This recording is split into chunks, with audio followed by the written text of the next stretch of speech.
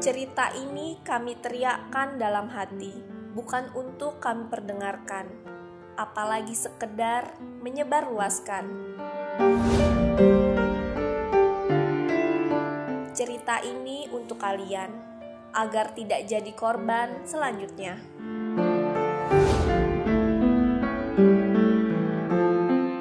Semuanya hanya menjadi cerita-cerita kepiluan. Semakin digambarkan, semakin mengebalkan kita akan rasa kepedihan. Karena akhirnya rasa kemanusiaan itu terus membeku.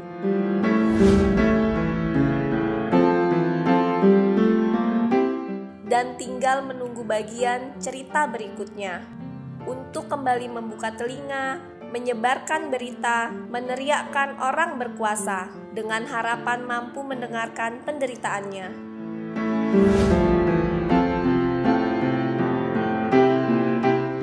Saya Nia Pravista dan inilah Cerita Nia. Dukung terus Komnas TV Anak dengan cara like, comment, share, and subscribe.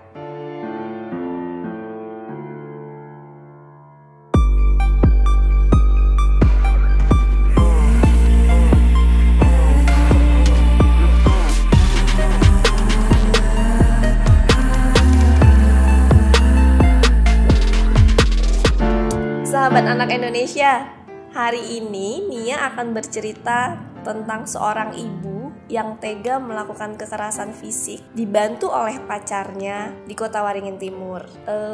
Kejadian ini bermula ketika ibu dari korban dan pacarnya tinggal satu atap. Diduga sih mereka belum menikah ya. Kemudian untuk korban sendiri usianya 5 tahun, jenis kelaminnya perempuan. Nah, kejadian ini bermula tanggal 17 Agustus sekitar pukul 10 malam. Saat itu korban diminta untuk tidur nih sama pacar ibunya. Tapi kan korban belum ngantuk ya, karena nggak kunjung tidur. Kemudian pacar ibunya marah. Kalian tahu diapain? Dicubit. Nggak hanya sekali, sampai berkali-kali, bahkan sampai 5 kali.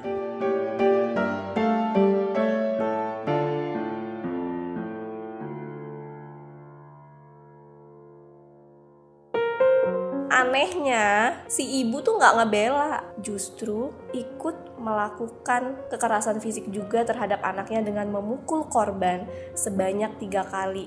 Anak kecil, nggak tahu apa-apa, bisanya nangis, nggak bisa membela diri. Terus sebagai orang tua, puas gitu, mukulin anaknya. Pacar ibunya belum jadi ayah kandung, sudah melakukan kekerasan, gimana jadi ayah? Nggak patut dicontoh ya sahabat anak Indonesia. Kejadian ini bahkan terulang lagi sekitar tanggal 19 Agustus atau 2 hari kemudian setelah kejadian pertama di tahun 2020. Waktu itu siang hari, korban diminta untuk tidur siang oleh pacar ibunya. Namanya anak kecil, kita minta tidur siang ya kalau nggak mau juga nggak bisa dipaksa gitu kan. Kita sebagai orang dewasa aja dipaksa pasti nggak mau, apalagi anak kecil. Emosi nih pacar ibunya. Kemudian melampiaskan kemarahannya dengan memukul wajah korban. Oh Tuhan, di mana ya? Pikirannya saya sampai deg-degan. Dan yang lebih gilanya lagi, ibunya bahkan bukan melindungi dia, bukan melindungi anaknya. Terus siapa lagi dong yang melindungi anaknya kalau bahkan ibunya juga ikut bantu pacarnya untuk melakukan kekerasan terhadap anaknya. Ibunya bahkan melakukan kekerasan terhadap anaknya dengan memukul wajah sebanyak 2 kali. Miris ya. Dan lagi-lagi anaknya gak ada perlawanan. Pacar dari ibunya kemudian mencubit bagian dada sebanyak 5 kali. Menendang perut anaknya. Kalian bisa bayangin seorang anak usia 5 tahun ditendang perutnya. Gak berhenti sampai di situ ternyata kejadiannya. Terulang lagi di tanggal 21 Agustus tahun 2020. Kedua pasangan yang gak resmi menikah ini kembali melakukan aksinya. Karena apa coba? Karena korban muntah saat diberi makan. Padahal ibunya juga tahu, bukannya hal wajar atau normal ketika memang anak kecil memuntahkan makanan. Mungkin dia nggak apa ya? Dia ngerasa udah kenyang atau dia ngerasa perutnya nggak enak. Seharusnya sebagai orang tua tahu itu.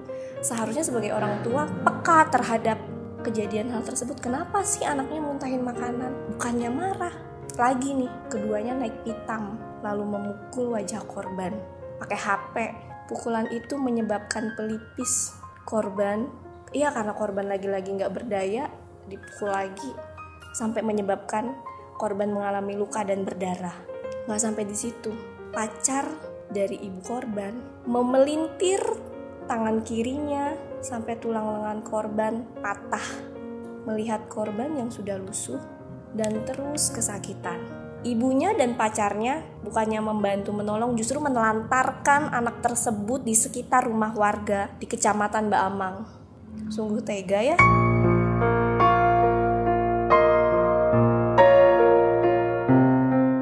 Nah, saat itulah korban ditemukan oleh warga dan dibawa ke pihak kepolisian terdekat. Kemudian pihak kepolisian membawa korban ke rumah sakit. Saat dibawa ke RSUD Dr. Murzani Sampit, mendapatkan perawatan yang intensif karena dibantu oleh pihak kepolisian setempat. Nah, Kapolres Kota Waringin Timur menyebutkan, ternyata keduanya terbiasa mengkonsumsi narkoba. Nah, hal tersebut merupakan pemicu dari tindakan sadis yang keduanya lakukan terhadap L.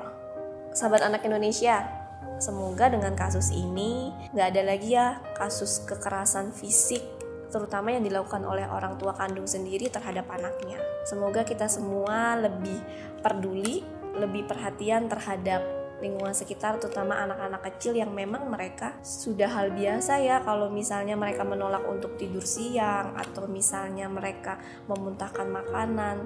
Kita juga sebagai orang tua sih kalau menurut saya harusnya memahami bahwa itu sesuatu hal yang wajar. Tinggal gimana caranya para orang tua nih lebih pinter atau lebih kreatif dalam menerapkan tips-tips supaya anaknya mau mengikuti apa yang orang tua inginkan. Itu tadi ceritanya hari ini. Dukung terus Komnas TV Anak dengan cara like, comment, share, and subscribe. Sampai jumpa.